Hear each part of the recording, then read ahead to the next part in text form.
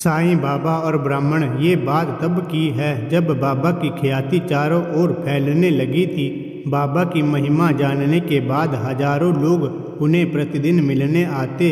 इन हजारों लोगों में एक ब्राह्मण ऐसा था जो बिना बाबा का दर्शन किए भोजन नहीं करता, चाहे कितनी भी देरी हो जाए, और अक्सर उनका नंबर आता तब तक रात हो जाती, इसलिए वो सिर्फ रात का ही खाना खा पाता।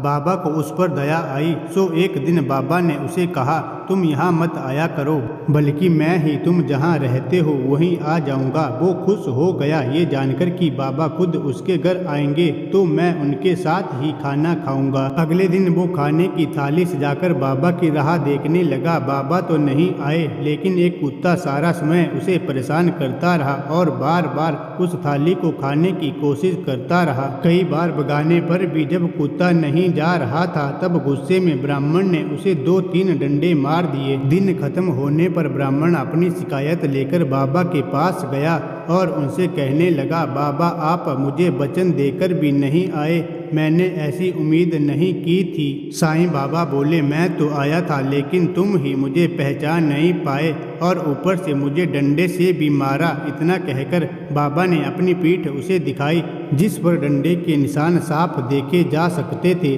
ब्राह्मण आश्चर्य और पश्चाताप से रोने लगा और साईं बाबा से माफ़ी मांगने लगा।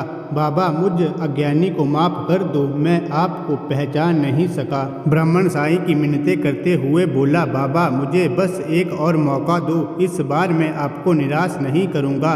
बाबा भी उसकी बात मानते हुए बोले, ठीक है मैं आऊँगा। ब्राह्मण खुश होकर अपने घर लौट आया।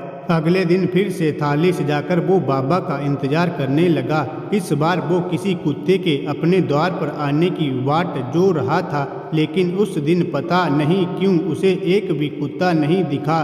दोपहर हो गई, कुत्ता तो नहीं आया, पर एक बड़ा ही गंदा, कई दिनों से नहाया ही ना हो और जिसके शरीर से काफ़ी अंतर पर भी बदबू आती हो, ऐसा भिखारी आया। भिखारी उससे थाली में पड़ा खाना मांगने लगा, पर ब्राह्मण ने उसे देने से मना कर दिया और उसे वहाँ से जाने के लिए कहा। भिखारी थोड़ी देर वहाँ खड़े रहने के बाद चला गया और एक दिन खत्म हुआ और ब्राह्मण फिर से साईं बाबा के दरबार में पहुँचा और बोला, सच बताना इस बार आप नहीं आए ना, आपको कोई दूसरा जरूरी काम होगा।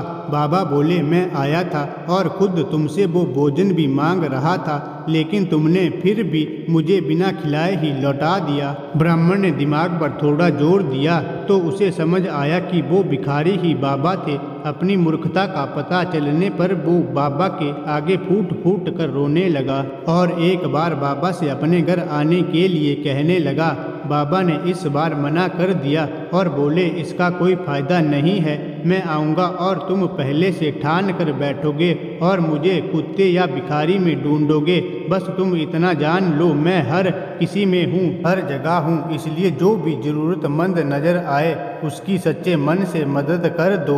बस इतना काफ़ी है मुझे खुश करने के लिए।